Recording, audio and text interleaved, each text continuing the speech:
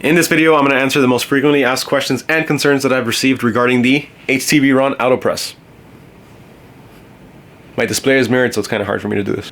There you go. The HTVRont Autopress. What's going on, everyone? Mario here with TKO Prints, and if you enjoy videos on the t-shirt business and learning how to start or grow yours, make sure to hit that subscribe button. Also smash that like button. It truly helps the channel. It truly helps me. One of the biggest and most frequently asked questions regarding the HTVRont Autopress is, can you control the pressure? And unfortunately, no, you cannot control the pressure on it. It's set automatically by the machine itself. Now, with that being said, a lot of people have been questioning lately whether this press can press DTF prints. These require a fair amount of pressure, and we're gonna test that out today. Also, we're gonna explore a few options on being able to actually increase the pressure on this press. Now, obviously you can't do that directly on the machine, so we're gonna have to find a few ways around that. And another thing is, with hoodies, this little back part really bunches up behind the press and makes it harder to close the bottom platen. So I've gotten a few suggestions on a workaround for that, so we're gonna try those as well. Now when it comes to hoodies, a hoodie is a lot thicker and requires less pressure than a regular t-shirt. So for that reason, we're not gonna be pressing this on the hoodie, we're gonna press it on a regular t-shirt. I'm not gonna be pressing the hoodie, I'm actually just gonna be putting it into the machine for demonstration purposes to see which way it fits better. All right, well, let's get started. So the first thing that we're gonna address is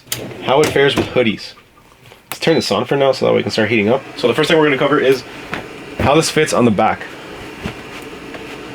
So to get the hoodie to the back in the first place is actually already kind of hard because you can't really push it in and it's kind of annoying. So what I'll do is slide one end through here, bring it out to the back, same thing on this side, and then pinch the corners and push it back. Now it's perfectly fine, this works. Now depending on the size of the hoodie, when you push it back, you might not get such a good click.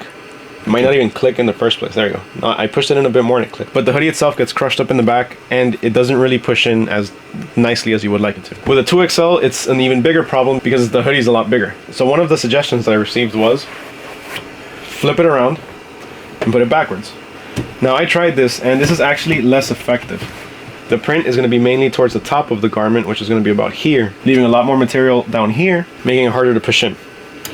Well, it actually pushed in this time, but this isn't that big of a hoodie. Now, another suggestion was to put it on its side. And honestly, I think putting it on its side is your absolute best option. There's not a lot of material in the back. It fits quite nicely, and the sleeve, you could just pull out the edge and push it in, and that clicks in without a problem. Now here we have a regular shirt. Let's try pressing a direct-to-film print with it. So let's go ahead and pre-press our garment. Now I'm going to place this right in the middle to get the most even pressure, and I'm just going to press it as is. 320 for 20 seconds.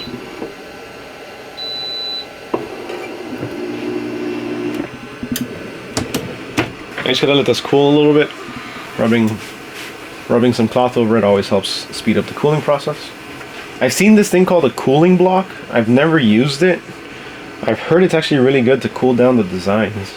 I forgot who makes it. I think it was Stalls. Okay, so it is fully cool to the touch. Let's see if it'll peel. And there we have it. A good peel. The HTVRont Autopress can do DTF without any added pressure. So let's just go ahead and do the second press for about 5 seconds.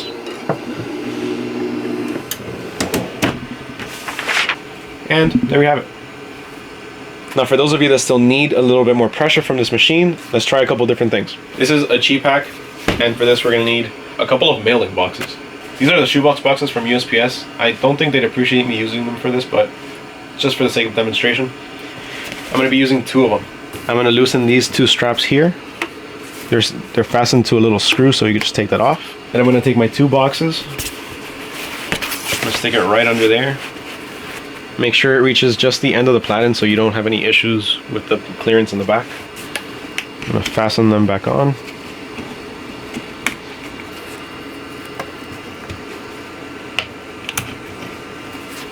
Now let's test that out. I'm going to go ahead and put the same shirt, but for this, instead of using a DTF print, I'm going to use a screen print transfer. Now the pad itself finishes up to here, so remember, even though this is sticking out a little bit, it's just a box, so that doesn't really matter.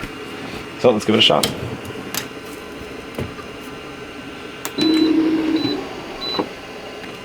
Alright, let's see how well this pressed.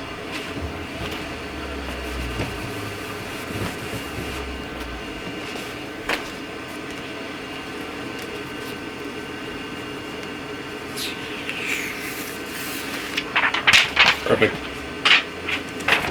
ahead and cover it again.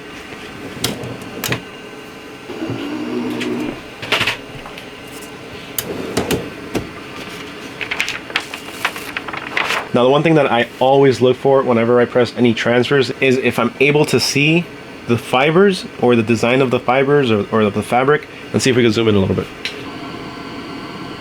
As you can see there, we have the imprint of the shirt itself behind the print. This texture that you can see here is the actual shirt. It's the fibers of the shirt. When you can see that through the design, that means the design is definitely on there. It's definitely stuck on there. There's no loose edges. It looks great. Now there's one more thing that I want to try to be able to add more pressure. And that's use a pressing pillow. Now pressing pillows are a lot thicker than the cardboard that I used. It's probably double the thickness of it. So let's go ahead and get our shirt again. This time we're going to flip it around. We're going to put a pressing pillow right inside. Push that forward a little bit, nice little adjusting. I'm going to give it a pre-press. See how well it presses down. And it's actually pressing down fairly nicely. Now we tried a DTF and a screen print. Let's try just a regular piece of HTV. This is just a block. So let's see how it fares with just regular HTV and a pressing pillow.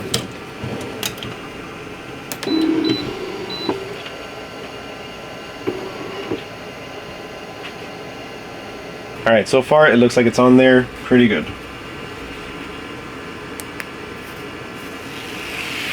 Easy peel, nothing lifted. And same results. I can see the back of the shirt, I can see the texture of the shirt through the HTV itself. So as a quick recap, I was able to push in the bottom plate of the HTVRont press with an extra large hoodie. It didn't give me any issues, it didn't really get bunched up. It did have a little bit of a more dull and stuck sounding click to it, but it wasn't an issue and I was able to push it in. Now when I did it backwards, it was the same thing. I was able to push it in, it did click, but it still had a little bit of a pushback to it. Now when I put it in sideways, that was actually the best result because I was able to easily pull the sleeve out the side. And there really wasn't too much of the sweater hanging from the back to be able to cause any issues or get blocked. Now keep in mind that this is an extra large. The big issue I had was with a 2XL. This is an extra large Yazbek, but it did shrink a little bit in a dryer, I'm not gonna lie to you. So that might have a little bit to do with how well it fit, but just keep that in mind for next time. With a regular 2XL, I was not able to push it in fully the way that I wanted it to, or the way it's supposed to. I did have a lot of pushback and it wouldn't click. So an unused extra large or an oversized extra large could potentially run into the same issue. Now aside from that, one of the other concerns is, can you press DTF with the HTVRont press? And as you can clearly see, the answer is yes. I had pressed DTF before using this press, but a lot of people kept asking me, so I figured I'd make a quick demonstration of it so I could show you how well it worked. Now some people might have a bit more difficulty depending on the brand of transfers that they use. Remember that not all transfers are made equally, and neither are all heat presses. Even though we have the same heat press, they might differ by a little bit. The pressure might be adjusted by just a little bit less or a little bit more. So always keep that in mind when you're pressing your own transfers. If it's not working the first time, try a few different things, see what works best for you. And if you still need more pressure, then we have the little box hack. So I don't know how much USPS really appreciates me using their boxes for this, but this is just to show you guys that there are a few ways to be able to adjust the pressure on this. It's not ideal, but it works. Also, if you want to get something closer to the actual shape and size of that, then you can just make your own cutouts and stack a few of these together, or just a few pieces of random cardboard together. It should work the same way. Really, the whole point is to just get a bit more elevation from the bottom plate, so that way the top closes in a bit tighter. Now, the other option that we did use was the pressing pillow. I actually like this pressing pillow a lot more. I didn't expect it to work as well as it did. I wasn't fully sure how the press would work with one of these because this is pretty thick, and in order to press it down, it takes a few seconds. And in order to press it down, it does take a little bit of pressure. It takes a little bit longer than just when you press it down. It's not an instant click. You have to push it down and then slowly squeeze it down. But with a pressing pillow, the HTVRont press actually fared really well. I think it worked great with it. Oh, there's the auto turn off feature. It's about to turn off. And there it goes. If you're looking to get an HTVRont Autopress and you want a bit more detail on them, make sure to check out the link down in the description. I'm going to have it down there. Also, if you want some pressing pillows, I'm going to have the link to those down there as well. Quick disclaimer, the links that you're going to see there are affiliate links. With that being said, if you have your own places where you want to purchase your items, go right ahead. Again, this whole thing is about what works best for you. I'm just giving you a couple of other options. I hope this video was able to clear up any questions or concerns that you had regarding the HTVRont Autopress. If there's any other questions about this press that you may have, make sure to leave them down in the comments below. I always read my comments and I answer them to the best of my ability. And if you found this video informational, if you found it helpful, please make sure to hit that subscribe button as well as smash that like button. It truly helps me out. Thank you all so much for being here. It really means a lot, and catch you guys in the next video. Peace.